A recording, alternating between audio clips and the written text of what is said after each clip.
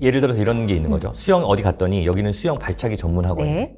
여기는 팔 돌리기 전문 학원, 여기는 숨쉬기 전문 학원이라는 네. 거예요. 그러면서 애를 거기를 이제 뺑뺑이를 돌리는 거죠. 네. 발차기 학원 갔어요. 매트 위에서 애를 막 발차기 하게 시켜. 그리고 딱 재더니 1분에 60회 너 1등급 된 거예요. 그러니까 너 이제 팔 돌리기 학원으로 옮겨라. 네. 팔 돌리기 학원 갔어. 네. 근데 팔을 막 돌려요. 그래서 1분에 60초 또 1등급. 숨쉬기 가서 1분 참았어. 너 네. 1등급. 근데 걔를 이제 앞에 물 앞에 갖다 놓고 너 이제 수영해. 못한다고 하는 거죠. 저는 우리나라 영어 교육이 딱 이렇다고 생각해요.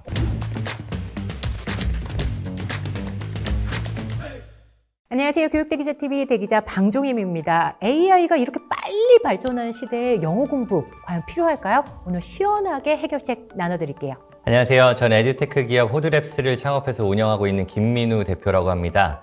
사실 제가 그 교육 전문가도 아니고 교육을 전공한 사람도 아니지만 요즘 이제 종종 물어주시는 것 중에 이제 AI 시대에 우리 애 도대체 어떻게 키워야 되냐, 그리고 글로벌 인재 자꾸 얘기하는데 글로벌 인재를 어떻게 하란 말이냐, 뭐 영어 유치원 보내면 되는 거냐, 뭐 이런 말씀들 많이 해주시는데 맞아요. 제가 창업도 했고 또 짧지만 실리콘밸리에 직접 가서 여러 가지 경험을 한 것들을 바탕으로 앞으로 좀 세상이 어떻게 될 것 같은지, 그리고 요즘 아이들은 그걸 위해서 뭘 준비시켜 주시면 좋은지, 그리고 그 중에 또 소통을 위해서는 영어가 중요한데 네. 그거를 집에서 어떻게 부담 없이 쉽게 도와주실 수 있는지까지 모아서 좀 나눠드리도록 하겠습니다. 지금 교육 전문가 아니라고 말씀하셨지만 정말 많은 교육과 관련된 인사이트가 있는 것으로 알고 있거든요. 그 얘기를 오늘 기대해 보도록 하겠습니다. 네. 지금 실리콘밸리 얘기를 해주셨는데요. 네. 어느 정도 기간으로 실리콘밸리 체험하셨죠? 저는 실리콘밸리 회사의 그 실리콘밸리에 있는 그 키드앱티브라고 하는 스탠포드 대학교 졸업생들이 스탠포드에 투자를 받아서 창업한 교육 데이터 회사에 취업을 해가지고 4년 정도 그 회사에서 근무를 했어요. 그러면서 원래 한국의 기업들에 다닐 때도 이제 해외 사업 담당을 하거나 아니면 영어를 주로 쓰는 부서에 있었지만 진짜로 이제 그전에는 바이어와 바이어로 영어로 얘기를 하다가 이제는 고용인과 피고용인의 입장이 돼가지고 정말 안 봐주는 영어를 이제 혹독하게 훈련을 받으면서 4년 동안 근무를 했습니다. 그러니까요. 실리콘밸리 생활하면서 영어는 과목이 아니라 일상이고 문화이고 삶이다, 이런 말씀을 해주신 것 같아요. 체험했었을 때 그 과정에서 느낀 점은 뭐였을까요? 완전 원천적으로 달랐던 거는 제가 그게 이제 그 제 창업에까지 이어졌는데 되게 미션 드리븐. 그러니까 모든 기업들이 미션 드리븐이다. 우리나라 이제 대기업들을 생각해 보시면 미션이 생각나는 대기업이 있으세요? 예를 들어서 LG의 미션, 없어요. 포스코의 미션. 로고만 생각나요. 그런 생각 안 나시잖아요. 네, 안 나요. 그런데 이 미션이라는 거를 실리콘밸리 회사들은 엄청 중요하게 생각하는 거예요. 그래서 거기 있을 때 되게 조그만 4명, 5명짜리 스타트업을 만났는데 자기네가 넥스트 위크가 미션 빌딩 위크래. 그래서 5명이 일을 안 한다는 거예요. 5명이 모여서 미션을 자기네가 정의해야 된대.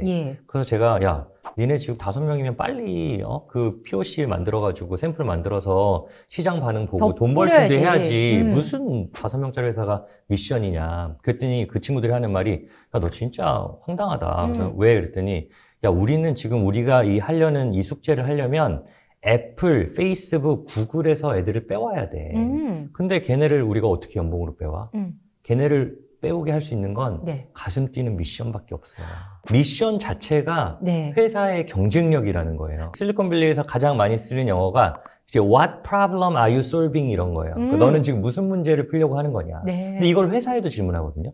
너네 회사는 도대체 인류가 겪고 있는 문제 중에 뭘 해결하려고 만든 회사니? 그게 이제 너네 미션이 뭐냐.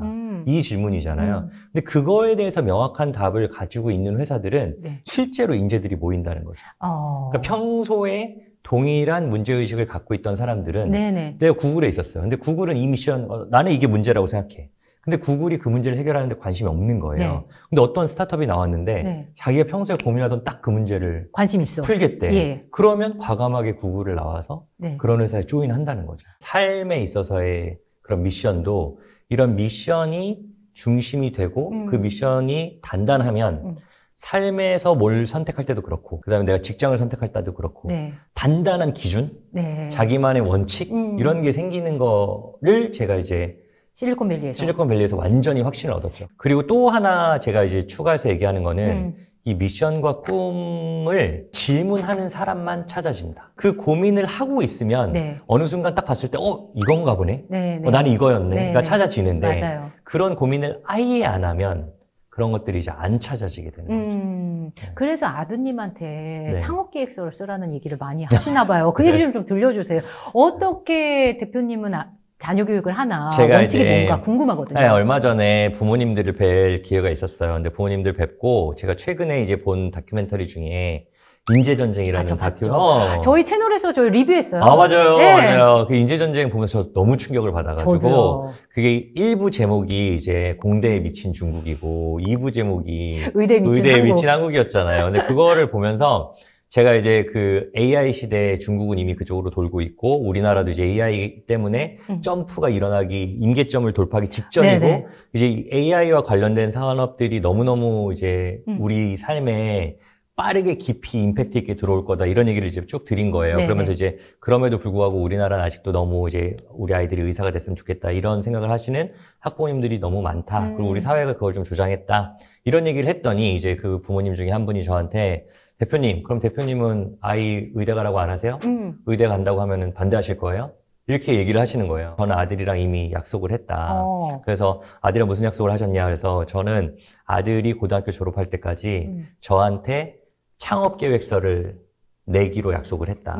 그래서 만약에 우리 아들이 고등학교 졸업할 때 창업을 할 준비가 되면 아빠가 너의 첫 번째 투자자가 되겠다라고 얘기를 했다. 우리 아이가 이제 학교 다니면서 영어, 수학, 그다음 국어를 배우고 그다음에 기본 지식, 그다음에 뭐 사회인으로서의 소양 이런 것들 쌓는 것도 좋지만 네. 이 앞으로 이제 저희 아이 6학년이거든요. 네. 근데 중학교, 고등학교 6년이라는 시간 동안 남아있네요. 이 아이가 자기 삶에서 풀고 싶은 숙제를 찾고 그 숙제를 이렇게 풀겠다라는 네네. 계획을 만들 수 있으면 네. 그게 그 아이가 평생 함께 살아갈 수 있는 네. 그런 자산이다.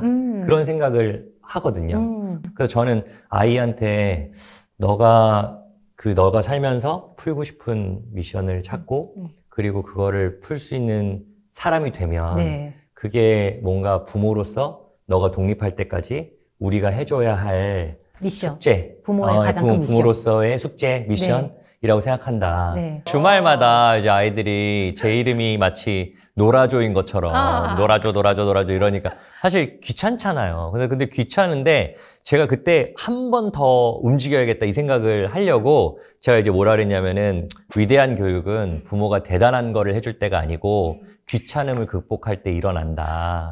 이 얘기를 한 거죠. 네네. 그러면서 이제 그 앞에 설명이 뭐였냐면은 많은 부모님들이 이제 그런 생각을 하시는 거예요. 뭐냐면 우리 아이를 영유를 못 보내서 대치동에서 못 살게 해줘서 뭐 국제학교를 못 보내서 그래서 우리 아이가 좀 뒤처진다. 그렇게 생각하시는데 사실 그렇지 않거든요. 아이들 어렸을 때는 부모님이 그냥 세계잖아요. 그래서 그 동영상 보시면 그거 보신 적 있으세요? 뭐냐면 아이를 의자에 앉혀놓고요. 네. 롤러코스터 영상을 튼 다음에 뒤에서 아빠가 의자를 이렇게 흔드는 거예요. 그럼 아이가 진짜 까르르 쓰러져요. 롤러코스터 타는 것처럼. 네, 놀이동산에 가지 않았는데도. 근데 사실은 그게 뭐냐면은 어머니, 아버님들은 우리가 에버랜드를 못 가서 디즈니월드를 못 가서 근데 애는 거기 가서 롤러코스터 그런 게 있는지도 몰랐잖아요. 네네네. 근데 집에서 아빠 이렇게 해주니까 그것만으로도 이게 최고의 좋은데. 롤러코스터인 거죠. 그러니까 사실은 부모님이 이렇게 네네. 귀찮음을 극복하면 일상생활에서 네.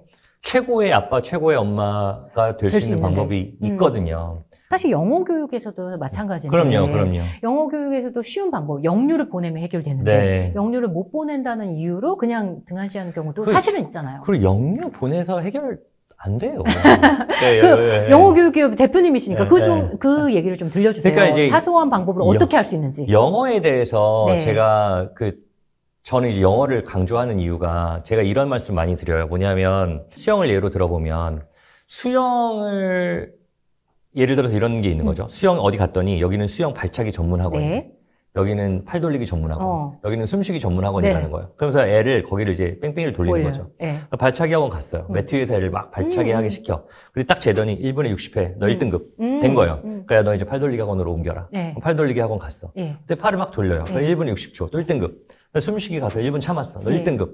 근데 걔를 이제 물 앞에 갖다 놓고 너 이제 수영해. 못한다고 하는 거죠. 저는 우리나라 영어 교육이 딱 이렇다고 생각해요. 우리나라 영어 교육이 문법 따로, 분절돼 있어요. 독해 따로, 그 다음에 리스닝 따로, 이렇게 가르치니까 애들이 영어가 뭔지도 모르면서 그냥 영어에 찔려버리는 거죠. 그러니까 영윤이 아니냐가 중요한 게 아니고 제일 중요한 거는 애가 영어가 뭐라고 생각하냐가 제일 중요해요. 애한테 야, 영어가 뭐야? 라고 물어봤을 때 이렇게 대답하는 애들 있잖아요. 뭐 나는 수학은 잘하니까 영어는 좀 못해도 괜찮아. 나는 뭐 과학은 재밌는데 영어는 재미없어. 이거는 아이들이 영어를 과목으로 보는 거예요. 맞아요. 근데 애들이 영어를 과목으로 보면은 네. 저는 희망이 없다고 생각해요. 영어를 언어라고 생각해야 되는 거예요. 그래서 영어가 언어라는 건 뭐냐면 내가 배고플 때 헝그리라고 얘기하면 밥이 나오고 네네. 내가 저 사람한테 고마우면 땡큐라고 하면 저 사람이 내 마음을 전달받고 그 얘한테 What's your name이라고 했을 때 얘가 이름을 얘기해줘서 우리가 친구가 되고 Let's play together 이러면 같이 놀고 이런 경험을 해야 되는 거죠. 근데 그거를 이제 우리나라에서 할 수 없으니 이제 영유라는 데가 생긴 거고 이제 그렇게 하시는 거잖아요. 그러면 영유에서 우리가 한 달에 100만 원, 150만 원을 투자하면서 네. 거기서 아이한테 주려고 하는 게 뭐냐. 네네. 그거는 영어가 언어라는 걸 가르쳐 주려고 하는 거예요. 아, 결론은? 결론은. 네. 그러니까 거기 가면 원어민 선생님들이 있고. 그렇죠. 그러니까 네네. 그 친구들도 여기, 거기 가면 철수라고 안 하잖아요. 네네. 그 앨런이라고 하고. 내 친구 에디, 네네. 줄리 되고. 네. 그러니까 영어가 얘를 부르는 이름이라는 거를 체감할 수 있도록. 비싼 돈을 들여서 그거를 체감하도록 도와주는 게 영유인 거죠. 그래서 영유에 가서 그거를 잘 깨달은 아이들은 효과를 보는 거고. 영유 가서도 인상 쓰고 단어 100개 외워야 되고 시험 쳐야 되고 그래서 원형 탈모고 이런 애들은 그 영어를 여전히 학습으로 과목으로 보는 거죠. 아. 그러면 이제 여기서 제가 드리고 싶은 말씀은 영유를 갔냐 안 갔냐가 아이의 영어 공부를 가름하는 게 아니라는 거예요. 그러면 만약에 우리가 영유를 안 보내고도 네. 아이가 영어가 언어라는 거를 가르쳐 줄 수 있으면 네네. 얼마나 좋겠어요. 그러면 영어를 네. 언어로서 접근하는 것을 깨달으면 어떻게 다른가요? 영어를 대하는 제가 국내에서 공부를 했지만 네. 제가 이제 중학교 때 네. 저희 어머님이 집에 이제 원어민 그 외국인 선교사를 데리고 오신 거예요. 아, 정말요? 그래서 이제 니네 우리 집에 영어 하는 사람 없으니까 너가 공부를 하니 너가 책임져 이런 거예요. 근데 그분을 이제 만나고 나니까 학교 가서 중학교 때 이제 영어 교과서 영어 시간이 됐는데 네. 얘들이 그전과 완전 다르게 보이는 거예요. Did you have a lunch? 나 이거 가서 얘기해봐야겠다. 네네. 그 집에 와서 Did you have a lunch? 이랬더니 반응해. 반응을 하는 거예요. 그래서 그때 저는 이제 영어가 언어라는 걸 안 거거든요. 그 다음부터는 제 영어 공부가 너무 재밌었어요. 옛날에는 영어가 말하기, 읽기, 듣기, 쓰기로 나눠져 있었어요. 네네, 그래서 맞아요. 우리나라는 어떻게 배웠냐면은 먼저 읽기를 배우고요. 그 다음에 쓰기를 배우고, 그 다음에 듣기를 배우고, 마지막으로 말하기를 배웠어요. 네. 근데 우리나라 말은 네. 듣기를 배우고, 그 다음에 말하기를 배우고, 그 다음에 읽기를 배우고, 네. 마지막에 쓰기를 하네요. 배웠죠. 네. 그죠? 근데 둘 중에 어느 나라 말을 더 잘해요? 우리나라 말을 그죠? 잘하죠. 그러니까 이 영어를 배운 순서가 아예 잘못됐던 거예요. 아. 영어도 네네. 사실은 듣기부터 배워야 되는 거거든요. 사실은 영어만 잘해도 우리 네. 아이들의 인생을 바꾼다기보다는 애들이 더 넓은 세계에 살게 해주는 네. 효과가 있잖아요. 네. 요즘 챗GPT 저희가 이제 열심히 쓰고 있는데 네. 챗GPT가 영어로 뭘 시키면은 달라요. 훨씬 똑똑해요. 맞아요. 우리나라 말로 네, 하면 네. 아무래도 그게 그렇죠. 그게 원활하지 떨어지고 훨씬 않더라고요. 네네. 똑똑하잖아요. 네네. 그러니까 여전히 AI 시대에도 저는 영어가 중요하다고 생각하는 네네네. 건데 그러면 이제 여기서 이제 무슨 얘기냐면은 영어는 결국 언어잖아요. 언어는 소통을 위한 도구인데 그러면 영어를 어디까지 해야 되냐면 영어로 자유자재로 소통할 수 있어야 돼. 네. 그래야 영어가 빛을 발하는 거예요. AI 시대임에도. AI 시대임에도. 네. 그리고 우리 아이들 삶에 영어의 임팩트가 비로소 생기는 거죠. 영어를 뭔가 점수를 따기 위한 수단, 그 다음에 토익 점수를 받기 위한 수단, 네. 그 다음에 유학 때문에 토플 점수를 받기 위한 수단으로만 영어를 보면 네. 영어를 10수년을 공부해도 이 영어가 이 사람의 삶을 업그레이드 시켜주진 못하는 거죠. 그래서 저도 이제 고민을 그때부터 이제 해본 거죠. 예. 왜 우리나라는 영어 공부를 12년 이상 하는데 네. 왜 이렇게 말을 못할까? 예. 왜 우리나라 사람들, 성인들의 대부분은 나는 리딩은 되는데 스피킹이 안 돼. 안 된다고 생각할까? 나는 리스닝이 되는데 스피킹이 안 돼. 예. 왜 이렇게 얘기를 할까? 근데 제가 이제 그런 고민을 하다가 이제 어떤 논문을 보게 됐는데 그 논문에서 언어, 예. 그러니까 영어만이 아니고 네네. 언어의 플루언시에 대한 논문이었어요. 근데 거기서 뭐라고 나왔냐면은 1780시간의 발화 경험. 그러니까 언어마다 달라요. 네네. 더 복잡한 언어는 네. 더 많은 시간. 네. 그다음에 더 쉬운 언어는 뭐 1400 몇십 시간. 네. 근데 그중에 이제 영어에 해당하는 네. 그 구는 1780시간 정도의 발화를 해야 플루언트해진다가 있는 거예요. 근데 그거를 딱 보고 저희 교육을 싹 봤더니 예. 발음을 안 시키는 거죠. 발화를. 그러니까 우리가 학교를 지금까지. 다닐 때도 예.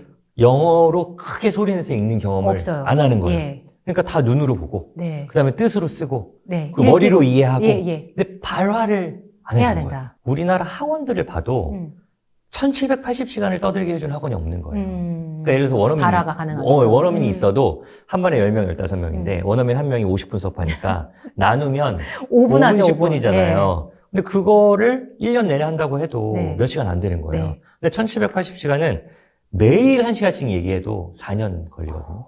근데 우리나라에서 그렇게 할 수가 없잖아요. 네. 근데 그때 제가 이제 NC소프트라는 회사랑 이 호두 잉글리시라는 제품을 처음으로 제가 그때 접하게 된 거예요. 네. 호두 잉글리시를 제가 봤을 때 느낀 거는 이거다.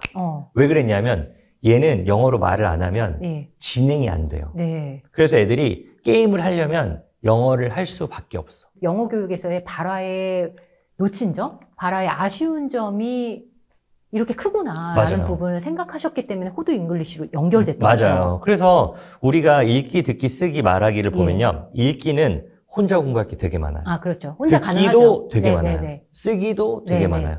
하지만 말하기는 네. 피드백이 있어야 되잖아요. 예. 그래서 그 호드 잉글리시를 이제 저는 부모님들이 꼭 한번 보셨으면 좋겠는 게 이 캐릭터들이 네. 표정과 리액션이 진짜 리얼해요. 네. 그래서 막 뭐 이렇게 실망을 하기도 하고 네. 막 기뻐하기도 하고 근데 이게 아이들이 영어를 읽었을 때 그런 피드백을 받으면 NPC가 해주거든요. 네. 그리고 이제 아이들이 영어를 읽으면서 플레이를 해야 되기 네. 때문에 발화를 자동으로 하게 되고 저희 아이가 첫 번째 아이가 호두를 4년 5년 했어요. 네. 그냥 게임이니까 네, 네. 자기가 원하는 시간에 들어와서 네. 이렇게 마이크랑 헤드폰으로 네, 네. 캐릭터랑 대화하면서 진행하는 네. 방식이에요. 게임의 방식을 차용하신 이유가 좀 있으세요? 아이들이 말을 하게 하려면요. 네. 굉장히 많은 게 필요해요. 그렇죠. 그러니까 집에서 그 대표님도 자제분들한테 영어로 얘기를 시켜보려면 그게 쉬워요, 어려워요? 많은 작업이 필요해요. 그죠? 많은 작업이 네네. 필요하죠? 아, 네. 근데 호드 잉글리시 딱 플레이 해놓으면은 바로 떠들거든요. 근데 왜냐하면은 아이들은요 되게 미묘한 존재라서 네. 아빠한테 영어로 얘기해봐. 절대 안 해요. 안 하죠. 왜냐하면 아빠 한국 사람인데? 그리고 아빠 한국말 훨씬 잘하는데? 내가 굳이? 네, 뭐 네. 이런 생각을 하는 거예요. 그러니까 아이들은 내가 왜 영어로 말을 해야 되는지에 대한 명분이 필요하거든요. 근데 그 명분을 게임만큼 잘 줄 수 있는 게 없어요.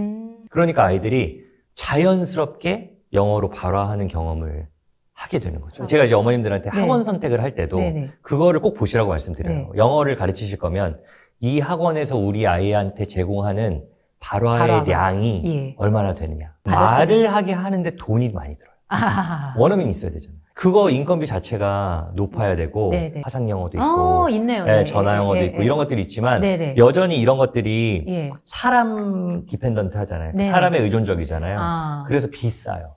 근데 생기시는 요즘엔 거죠. 또 이런 부분도 있잖아요. 저희도 관심이 있는데 AI를 활용해서 네. 영어를 하는 거. 예를 들면 맞아요. 챗GPT로 맞아요. 영어 교육을 하고 대화하고 챗GPT 상대방으로 인식해서 얘기하는 네. 이런 부분은 어떻게 생각하세요? 더 GPT 얘기하고 싶었어요. 예, 예. GPT를 지금 저희 회사가 급격하게 도입하고 있어요. 그래서 저희 회사의 모든 직원들한테 유료 AI 툴을 쓰고 싶으면 써라.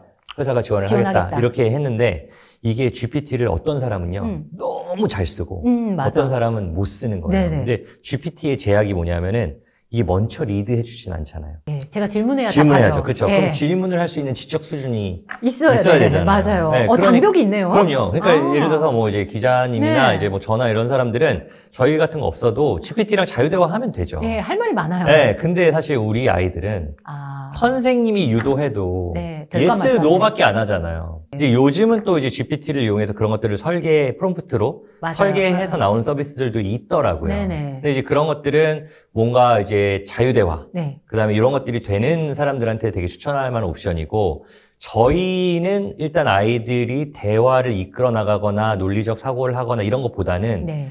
발화 자체. 그러니까 예를 들어서 이런 거거든요. 이제 저희가 see you later라는 문장이 있잖아요. 예. 그럼 see, 보다, you, 너, later, 나중에.